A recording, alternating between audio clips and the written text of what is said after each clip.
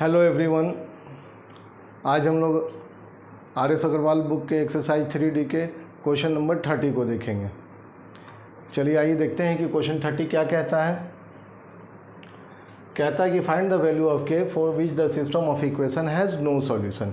No solution हो तो no solution कब बनता है हमारा, नो सॉल्यूशन का केस कब होता है, जब इसकी ये क्या बनाता है, एक स्ट्रेट लाइन, ये क्या बनाता है, एक straight line. When both straight lines are parallel then we have a condition of no solution. तब उस केस में हमें नो सॉल्यूशन मिलती है। तो नो सॉल्यूशन जब भी दो लाइन पैरेलल है तो इसका मतलब क्या है कि both lines have same slope, mean slopes are equal. तो वहाँ से जो हमें कंडीशन मिलती है वो क्या है, a1/a2 is equal to b1/b2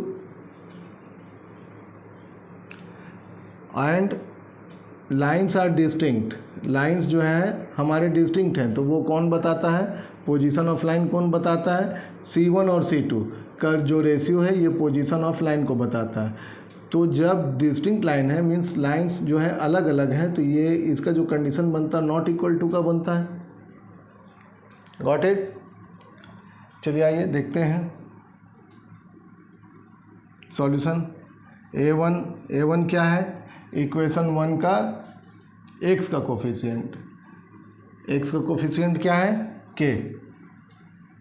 B1 क्या है, इक्वेशन 1 का y का कोफिशिएंट दैट इज 3। C1 क्या है, इक्वेशन 1 का कांस्टेंट टर्म k-3। A2 क्या है, इक्वेशन 2 का k का x का कोफिशिएंट दैट इज 12। B2 क्या है, इक्वेशन 2 का y का coefficient that is k। C2 क्या है, इक्वेशन 2 का constant term that is k। तो since the system of equation has no solution, since the system of equation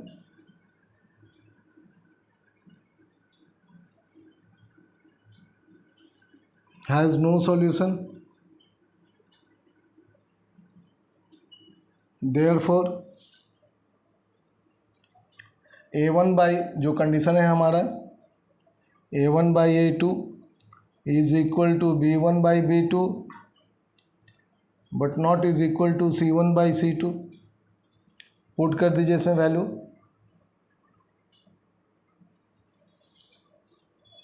A1/A2 means k/12 is equal to B1/B2 means 3/k, not equal to C1/C2 means k-3/k।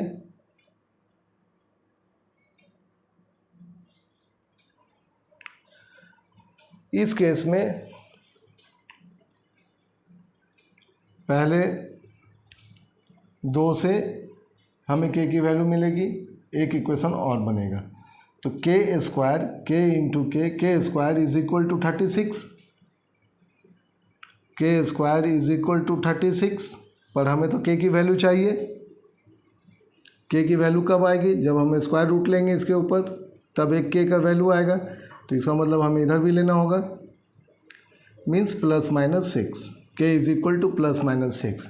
But यहाँ पे ध्यान देने की बात ये है कि एक कंडीशन और है, तो इस कंडीशन को चेक कर लेना है। चेक कर लेना है means 3/k means 3k and 3k is equal to, देखिएगा 3k is equal to k into k-3, k into k-3। इसे हम लोग एक साइड कर लें, k इंटू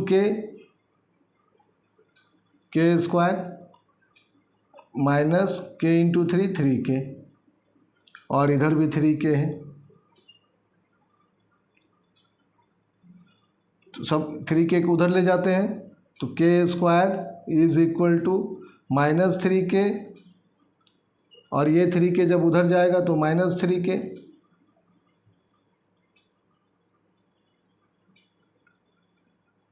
के स्क्वायर इक्वल टू नहीं, के स्क्वायर -3 के एंड -3 के इक्वल टू 0 कर लेते हैं। Got it. तो के कॉमन निकाल लें यहाँ से। देखिए अभी एक स्टेप और लिख लेते हैं हम लोग। के स्क्वायर -3 के मीन्स -6 के इज इक्वल टू 0। अब यहाँ से देखिए के कॉमन, के -6 इक्वल टू 0। Got it. तो ऐसा जब भी सिचुएशन आए कि दो नंबर मल्टीप्लाई हो करके आंसर 0 हो, मीन्स अगर हम कहें x into y equal to 0,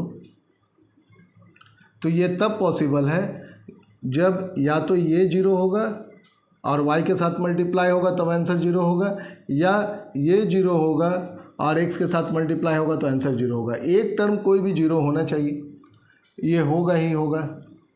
तो यहाँ पर भी either k is equal to 0, either k equal to 0 और k -6 इक्वल टू 0। अच्छा, एक चीज़ जो हम लोगों ने देखा यहाँ नॉट इक्वल टू था, नॉट इक्वल टू हमने यहाँ पे मिस किया है। तो not equal to 0, not equal to 0, not equal to 0, k not equal to 0, k -6 not equal to 0 means k not equal to 6, k 6 नहीं होना चाहिए। और यहाँ से के का वैल्यू आता है ±6। तो इन दोनों को जब हम टैली करेंगे तो हमारा जो फाइनल आंसर होगा वो होगा देयरफॉर के पॉजिटिव नहीं होना चाहिए, के पॉजिटिव नहीं होना चाहिए -6, तो के नेगेटिव होगा, k is equal to -6 answer. Got it. समझ में आया। ये थोड़ा सा अपने टाइप में एक डिफरेंट क्वेश्चंस है,